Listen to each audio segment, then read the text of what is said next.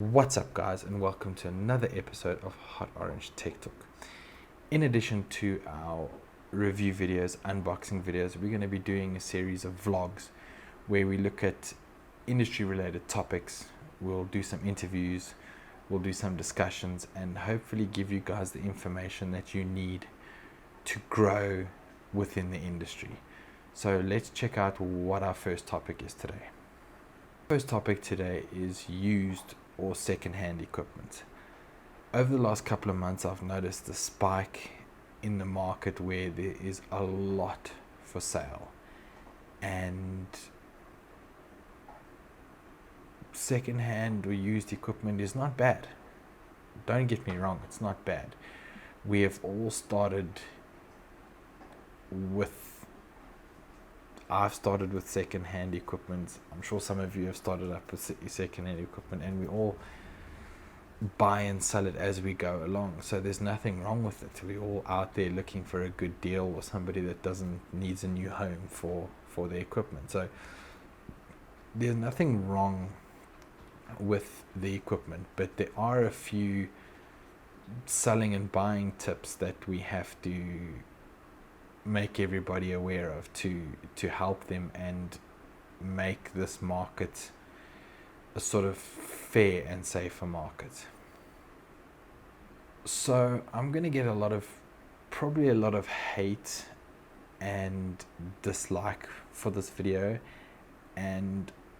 but I think by the end of it, a lot of you guys are going to agree with me with what I have to say, and I think it's only fair that you watch the video to the end to get the understanding of what we're trying to achieve here.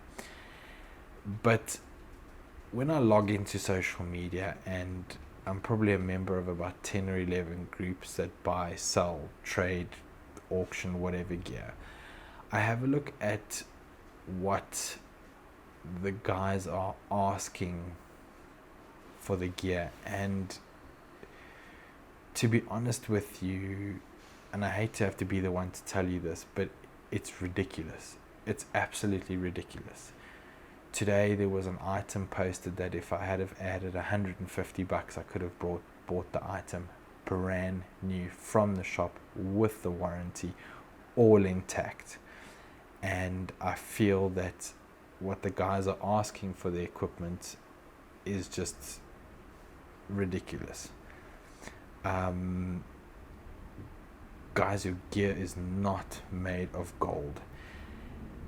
Gear is classed as an electronic item, which makes it a depreciating asset. So the minute you take that piece of gear out of the box, it loses its value.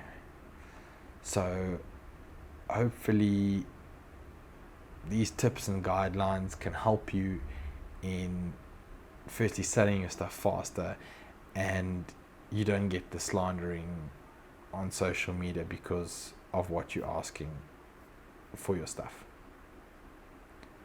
So let's look at selling tip number 1. That's honesty.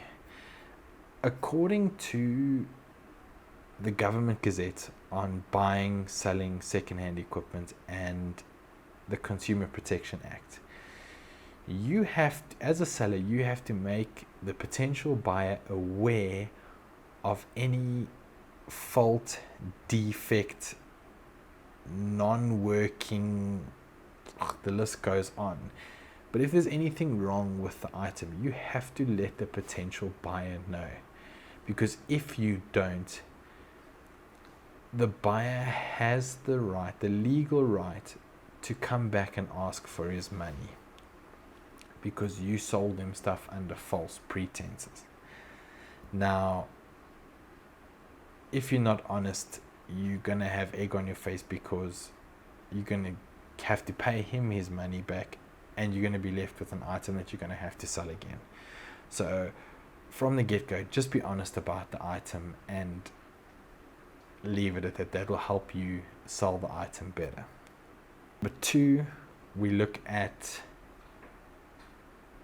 the research into the item. If you're going to sell an item, just go online, have a look at what the item is selling for new, have a look at what other guys are asking for their equipment and base your pricing point on that. Too many of the guys just feel, okay, I've paid 15,000 Rand for this mixer, I want to get 15,000 Rand back. It doesn't work like that. You're going to sit with the item, or you're going to be made fun of because the pricing is wrong. And if you guys want to move an item quickly, price it correctly, and it will basically sell itself if you price it correctly. Tip number 3, we look at the condition of an item.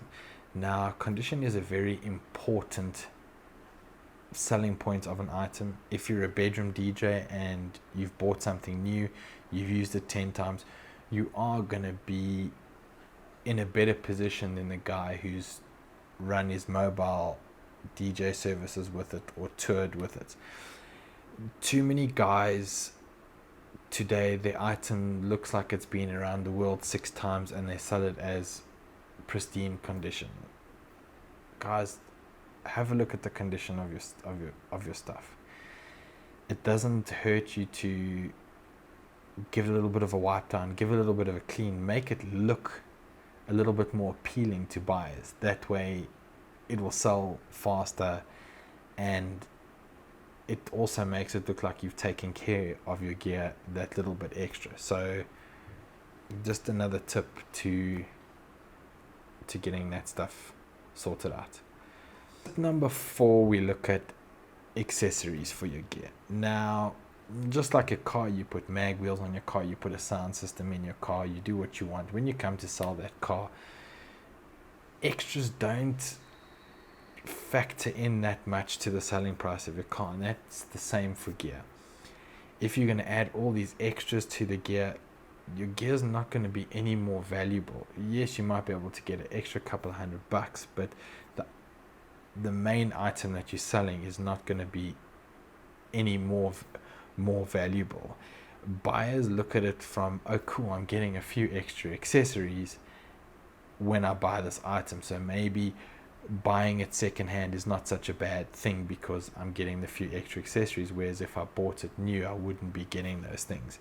So accessories don't play a major part in selling your item.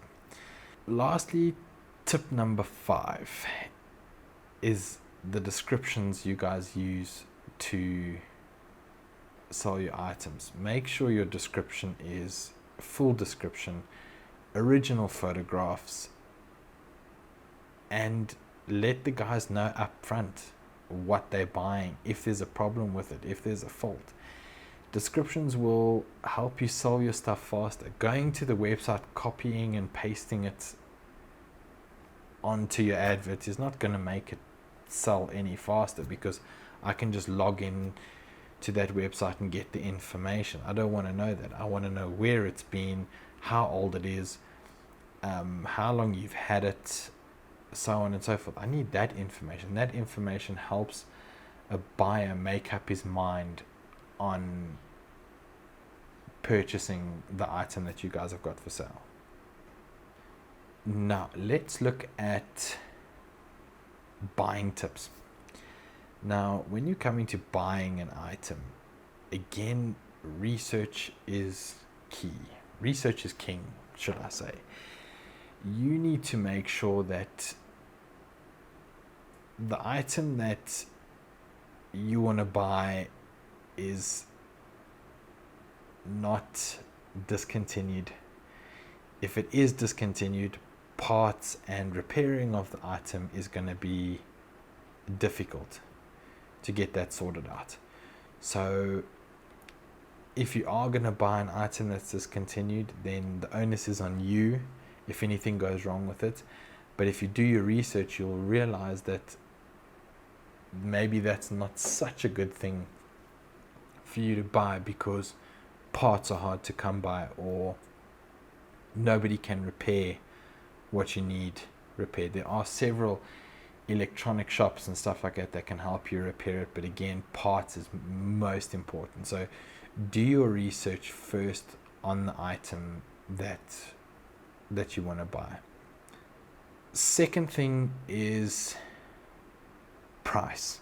Now that comes back to your research again. Research the item online. Don't just jump at it and buy it and then realize, oh, you got buyer's remorse because you paid too much for it.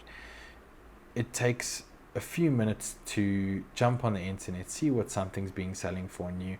That way it gives you a little bit more information, and you can go into the sale with a little bit of an upper hand, knowing that you might be able to get it cheaper than what is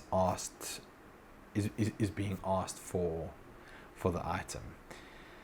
Lastly, in buying tips is testing of the items. If a seller doesn't want you to test the item or has excuses why you can't test the item, that's a big no-no. You must be able to test the item, check every single button, even if it does take you 20 or 30 minutes to test the item. Test it properly so that you know you are buying the correct item and it functions the way you need it to function. So guys, that being said, I hope that these tips help you and guide you in the direction that you need to be. If you have any questions or comments, put them in the bar below and I will try and get to all of them and help you guys with any questions that you might have. Also, subscribe to our channel, hit the bell notification so that you'll be aware of all of our new videos, and subscribe to our channel and we can keep you informed of what's going on. We are on Facebook, we are on Instagram, so give us a like there, and let's see you again in the next vlog. Thanks for watching.